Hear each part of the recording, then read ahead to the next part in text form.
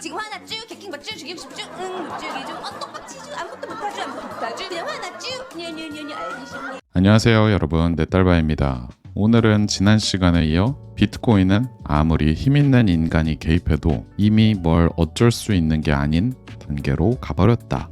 한마디로 비트코인을 가지고 그 누구도 뭘 어쩔 수 없다에 대한 이야기를 해보겠습니다.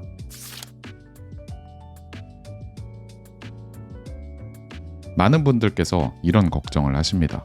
미국이 SC를 통해 리플 때려잡고 바이낸스 때려잡고 암호화폐 산업 때려잡는 거 봐봐. 어차피 비트코인도 그 다음 차례야. 중국 같은 독재 국가가 이런 걸 가만둘 리가 없어. 그래서 거래소도 금지시키고 채굴자들도 다 쫓아내버렸잖아. 비트코인 같은 신흥자산이 커지는 걸 유대인, 월가 금융 세력들이 가만히 앉아서 지켜보진 않을 거야. 네, 듣기엔 그럴싸합니다. 저도 그런 줄 알았거든요. 음모론은 재밌긴 하지만 이왕 비트코인을 제대로 시작하기로 마음먹으신 분들이라면 음모론이 주는 직관적 이해의 간결성, 음모론이 주는 재미, 이러한 유혹들을 과감히 뿌리치시라 조언드리고 싶습니다. 비트코인을 알아가시면 알아가실수록 얼마나 이 시스템이 바위처럼 단단하고 잡초처럼 질긴지를 살펴보면서 많은 비트코이너들이 감탄할 수밖에 없는 그 어떤 공통 지점에 도달하실 거라 생각합니다. 제가 대체 어떤 연유로 이렇게 강한 확신을 가지고 비트코인은 시진핑 할아버지가 와도 뭘 어쩔 수 없다 라고 말씀드리는 걸까요?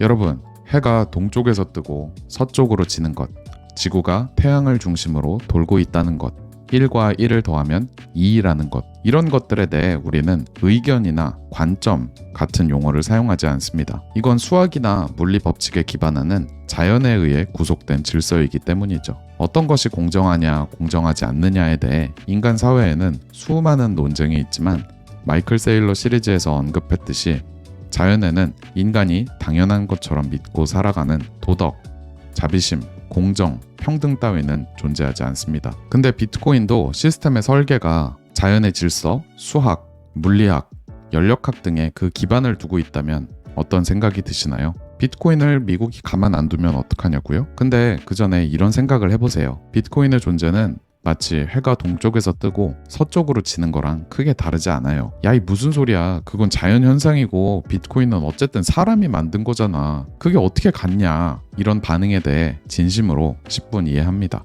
왜냐하면 아무리 생각해도 말이 안 되는 것 같기 때문이죠. 아니 내 딸봐야 아무리 그래도 그렇지 1 더하기 1은 2 이런 거랑 비트코인의 룰 같은 게 어떻게 같냐. 비트코인도 사람이 만든 거잖아. 네, 이해한다니까요? 근데 말입니다. 믿기 어려운 이 이야기를 끝까지 한번 들어보시고 판단은 여러분들의 몫으로 남겨놓겠습니다.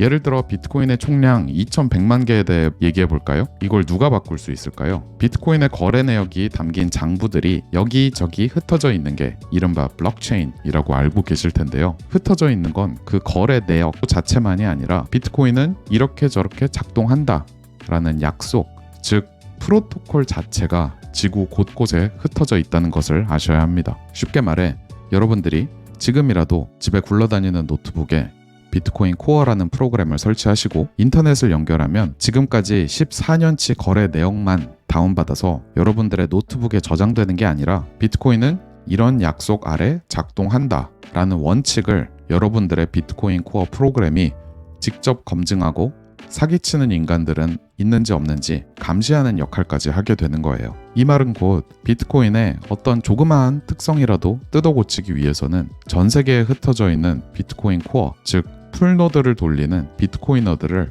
하나하나 찾아가서 프로그램 좀 업데이트해 달라고 설득해야 합니다. 어디에 살고 있는지도 모르는 수만 개의 풀노드, 일단 다 찾아갈 수 있을지도 모르겠지만 찾아간다고 해서 설득이 될까요? 이 비트코이너들은 누군가요?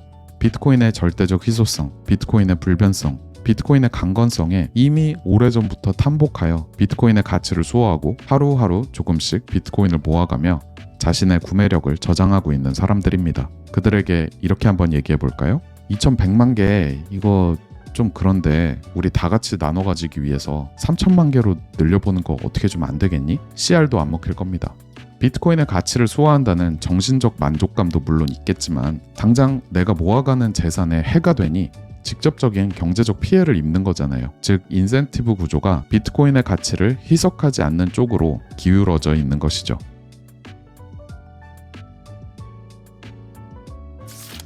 그렇다면 이렇게 상당히 강력한 통제권처럼 보이는 비트코인 코어 프로그램 풀노드는 어떻게 돌리냐고요? 누구나 그냥 인터넷에서 다운받아 구닥다리 노트북 같은 곳에 설치하시면 끝입니다. 어떻게 이렇게 간단하냐? 비트코인은 주인이 없다고 말씀드렸듯이 누구한테 허락을 받거나 라이센스가 필요하거나 누구 마음에 안 들면 없어져 버리거나 하는 게 아니거든요. 그냥 하고 싶으면 하고 아님 말고.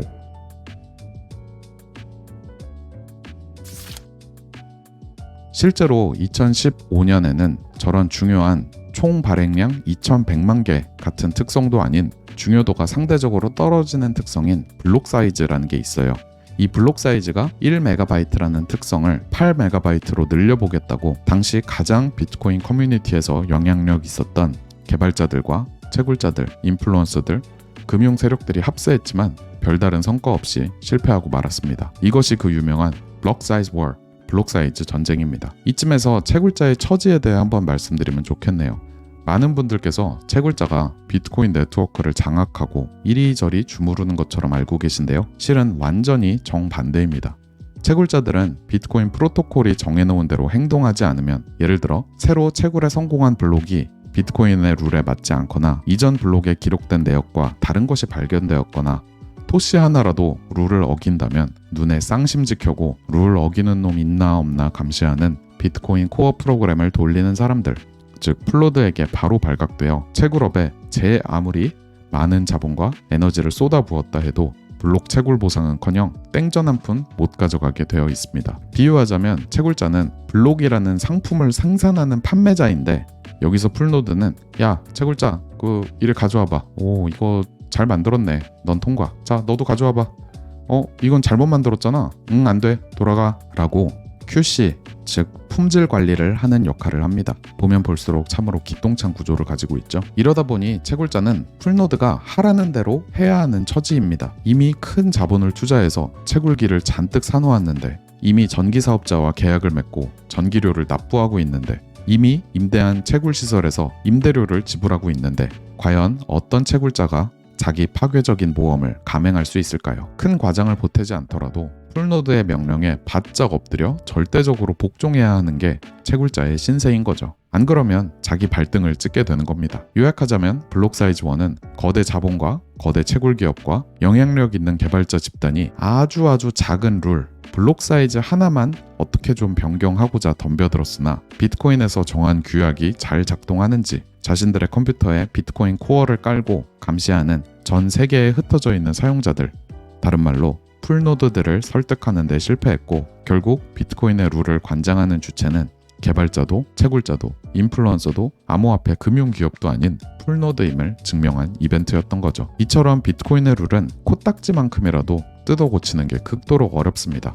마치 언어 같은 겁니다. 오늘부터 여러분과 제가 사랑이란 단어와 혐오라는 단어를 바꿔서 사용하기로 정했다고 해서 우리끼리 사용하는 언어가 한국어인가요? 그냥 변종 한국어죠. 언어를 바꾸려면 정말 많은 사람들을 정말 오랜 시간에 걸쳐 정말 많은 노력을 들여서 설득하고 고쳐나가야 하잖아요. 근데 더욱이 고치는 방향이 언어를 사용하는 개개인들에게 해로운 방향이라면 고치려는 시도는 끝내 실패하고야 말겠죠. 일제시대 당시 탄압받았던 한글도 좋은 예시가 되겠습니다. 오케이 내 딸바야. 비트코인 프로토콜을 변경하는 것이 정말 어렵다는 거는 좀 수긍이 가. 근데 채굴이라는 게 굉장히 중요한 거라며. 근데 그 채굴 산업들이 탄압당하면 어떻게 해?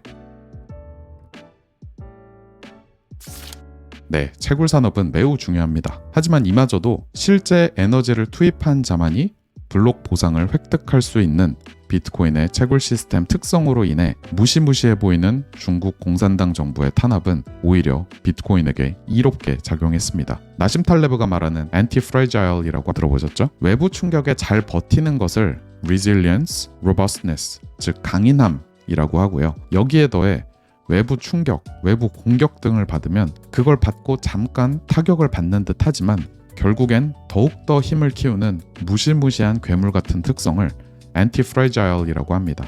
마치 오늘 헬스장 가서 삼두를 열심히 조지면 그날은 근육이 찢어질 듯 아프지만 잘 먹고 잘 쉬면 두꺼운 팔이 장착되는 것처럼요. 몇몇 분들은 이미 알고 계신 것처럼 2021년 5월 중국 정부는 그보다 몇 년 전에 취했던 중국 내 거래소 금지, 중국 위안화와 비트코인 거래 금지에 이어 채굴 산업마저 금지시켜버립니다. 중국 내 많은 채굴기들이 셧다운되면서 비트코인의 해시레이트는 곤두박질 쳤고 비트코인 가격도 이른바 부처빔을 맞고 지하실을 뚫고 내려가는 듯 했습니다. 하지만 그 뒤에 벌어진 일은 그저 와, 비트코인 시스템이 이렇게나 강하구나 이런 걸 증명했을 뿐입니다. 중국에서 쫓겨난 채굴자들이 세계 각지로 퍼져나가면서 중국에만 집중적으로 몰려있던 채굴 해시파워가 미국, 북유럽, 유라시아 에너지 부국 등 전 세계로 분산되는 결과를 낳았고 그 중에서도 가장 개이득을 본 나라는 미국으로서 그 이후 현재까지 전 세계 채굴 파워 1위의 나라가 되었습니다. 한마디로 중국 정부의 조치는 죽 서서 남 좋은 일 해준 꼴이 된 것이죠. 당시 일시적으로 급감한 해시레이트는 2022년, 2023년을 거친 지금 사상 최고 all-time high라는 단어가 지겨울 정도로 매일매일 그 기록을 갈아치우는 중입니다. 두더지를 잡으려고 열심히 뿅망치질을 했지만 오히려 두더지들이 더 넓게 퍼져버렸다고 해야 할까요? 이처럼 외부에서 뭔가 부정적인 방향의 통제나 탄압을 가하려고 하면 더욱더 널리 퍼지고 더욱더 힘을 키우는 게 비트코인이 갖는 anti-fragile한 속성이라고 할 수 있겠습니다. 참고로 2021년 5월의 조치로 싹 다 때려잡은 줄로만 알았던 중국의 현재 채굴 파워는 다시 세계 2위로 올라섰는데 이것이 암암리에 성행하는 채굴인지 아니면 실수를 자각한 정부가 비공식적으로 허용해준 것인지는 알 수 없습니다만 조금이라도 에너지가 있다면 단 0.1비트코인이라도 채굴하는 게 이득인지라 다른 나라가 채굴하는데 우리만 안 하고 있으면 손해입니다. 따라서 전 세계의 모든 주요 국가들이 사이좋게 어깨 걸고 연합해서 아주 정교한 전략을 짜지 않는 이상 뭘 어쩌고 싶어도 할 수 있는 게 별로 없습니다. 여기서 지난 영상에서 말씀드린 주인이 있는 암호화폐와 주인이 없는 비트코인의 결정적인 차이가 더욱 명확해지는데요. 주인이 있는 암호화폐 거래소는 증권법 위반이다 뭐다 해서 미국 증권거래위원회인 SEC로부터 수사기관 FBI 등 규제당국의 시선으로부터 자유로울 수가 없습니다. 하지만 주인이 없다는 특성으로 인해 비트코인은 그 시작부터 지금까지 통제, 규제, 탄압으로부터 훨씬 자유로울 수 있는 것이죠. 그렇기 때문에 비트코이너들은 SEC가 바이낸스를 기소했다고? SEC가 리플을 기소하고 벌금을 물렸다고? 그게 비트코인하고 뭔 상관? 어쩔 TV? 라고 생각하는 것입니다. 정리하겠습니다. 비트코인의 룰을 관장하는 것은 미국 정부도, 중국 정부도, 유대인 월가 금융 세력도, 채굴자도, 비트코인 개발자도 그 누구도 아닌 풀노드인데 저나 여러분이나 누구나 아주 쉽게 부담 없는 컴퓨터 사양으로 풀노드를 운영하면서 이상한 짓 하는 놈들이 있는지 없는지를 감시할 수 있다. 비트코인의 중요한 룰, 별로 안 중요한 룰 할 것 없이 어떤 특성을 바꾸기 위해서는 전 세계에 흩어져 있는 수만 개의 풀노드들을 설득해야 하는데 비트코인은 이렇게 하면 바뀐다. 비트코인을 이렇게 바꾸자 라고 밀어붙이는 사람들에게 행운을 빚는 것 외에는 별로 해줄 말이 없다. 조금이라도 에너지가 있는 개별 국가로서는 비트코인 채굴 산업을 유치하는 것이 더 이득이 되기 때문에 채굴 산업은 탄압해봤자 남에게 좋은 일만 해주는 꼴이다. 2021년 중국이 저지른 실수를 통해 중국은 물론이고 모든 나라들이 비트코인 채굴을 탄압했다가는 자기 발등 찍는 일임을 이미 학습했다. 따라서 비트코인은 시진핑 할아버지의 할아버지가 와도 뭘 어쩔 수 있는 게 아닌 게 돼버렸다. 비트코인은 이렇게 하면 펑 하고 바뀐다 이런 소리는 함부로 하지 말자. 나중에 흑역사 된다 라고 오늘의 영상 내용을 정리할 수 있겠네요. 다음 영상에서는 비트코인 시스템 내에서의 권력구조, 근대적 의미의 삼권 분립, 헌법, 법치주의와 어떤 유사점이 있는지 말씀드려 보겠습니다. 오늘도 영상 시청해 주셔서 감사드리고요. 궁금하신 점이 있다면 댓글로 남겨주시기 바랍니다. 그럼 다음 영상에서 뵙겠습니다. 감사합니다.